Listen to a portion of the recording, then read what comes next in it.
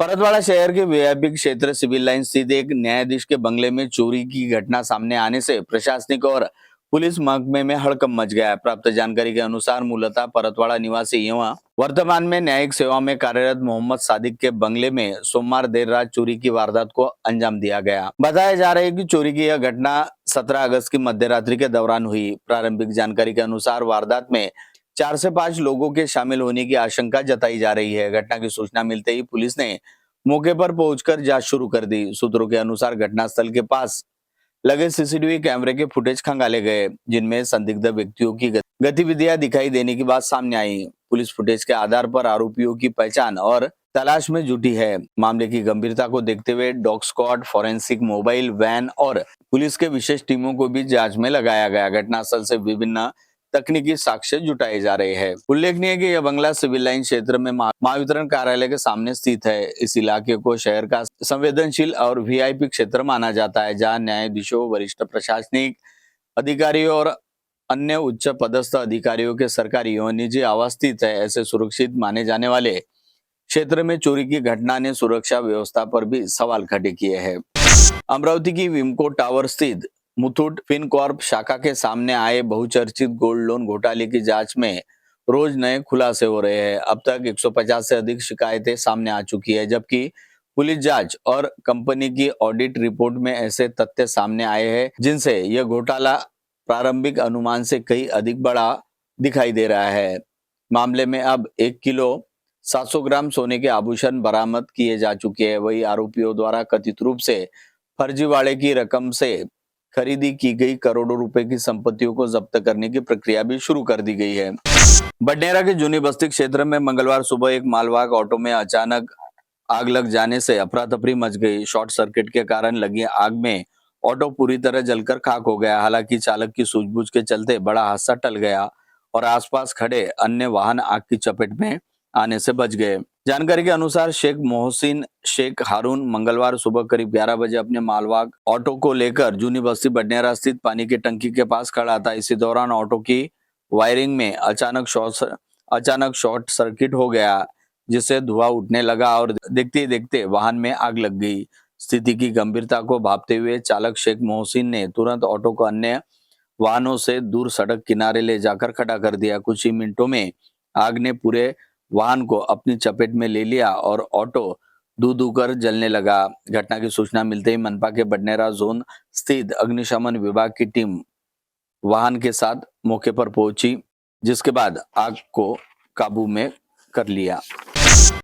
राड़गांव ring road पर रविवार शाम 4 बजे के दौरान ऑटो रिक्शा को पीछे से आ रही स्कॉर्पियो कार द्वारा टक्कर मार देने से चालक सहित 6 लोग घायल हो गए। चालक सैयद रऊफ की हालत गंभीर बताई जा रही है। जिला अस्पताल में सभी घायलों का उपचार चल रहा है। जानकारी के अनुसार सैयद सादिक यात्रियों को लेकर रिंग रोड होते हुए नांदगांव पेठ की ओर जा रहे थे। पीछे से आ रही स्कॉर्पियो ने टक्कर मार दी, जिससे यात्री घायल होने के साथ ऑटो रिक्शा का नुकसान भी हुआ।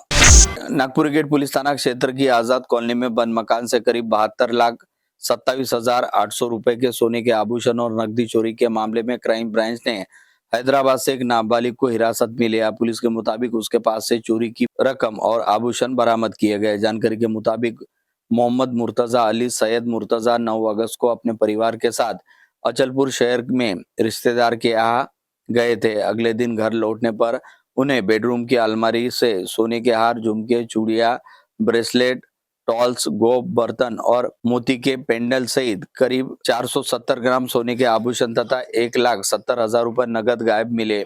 इसके बाद उन्होंने नागपुर गेट पुलिस थाने में शिकायत दर्ज कराई। मामले की जांच क्राइम ब्रांच को सौंपी गई। घटनास्थल से बारीकी से निरीक्षण में पुलिस को पता चला कि चोर दीवार फांदकर मकान में दाखिल हुआ था। सड़क दुर्घटना में गंभीर रूप से घायल मध्य प्रदेश के खंडवा शहर की रहने वाली एक 45 वर्षीय महिला की उपचार के दौरान जान चली गई। यह घटना 14 अगस्त को घटित हुई थी। मृतक महिला का नाम उज्ज्वला गोकुल आडे है। दरियापुर में नागपंचमी के दिन सोमवार शाम करीब 6:30 बजे दरियापुर अमरावती मार्ग पर अराला फाटा के पास एसटी बस की टक्कर से दोपहिया सवार एक मजदूर की जान चली गई, जबकि उसके 2 साथी गंभीर रूप से घायल हो गए। मृतक की पहचान छोटेलाल सुखलाल डिकारे के रूप में हुई है। घायलों में प्रेमदास बाजीलाल कासदेकर और हरिसाल बारसकर शामिल है। तीनों मध्य प्रदेश के बैतूल जिले के उटारी क्षेत्र के निवासी बताए गए हैं। शादीशुदा होने के बावजूद पुणे में दूसरी महिला के साथ रहने और उससे बच्चा होने के बाद अब तीसरी महिला के साथ कथित तौर पर रिलेशनशिप में रहने वाले पति के खिलाफ राजापेट पुलिस थाने में शिकायत दर्ज कराई। महिला ने पति पर मानसिक एवं आर्थिक प्रताड़ना, धमकी देने तथा कार और आभूषण सहित संपत्ति अपने कब्जे में लेने का आरोप लगाया। पुलिस ने 35 वर्षीय महिला की शिकायत पर उसके पति पीयूष, सास ससुर, पति की कथित लिव इन पार्टनर शर्वरी तथा उसकी साली के खिलाफ घरेलू उत्पीड़न का मामला दर्ज किया। सभी आरोपी पुणे निवासी बताए गए। शहर पुलिस के अपराध शाखा ने न्यू सातुरना डंपिंग ग्राउंड में धारदार शस्त्र लेकर आतंक मचा रहे आरोपी अभिषेक हेमराज सूर्यवंशी को दबोचा। आरोपी से लोहे की बड़ी तलवार भी जब्त की गई। राजापेट थाने में उसके विरुद्ध अपराध दर्ज किया गया।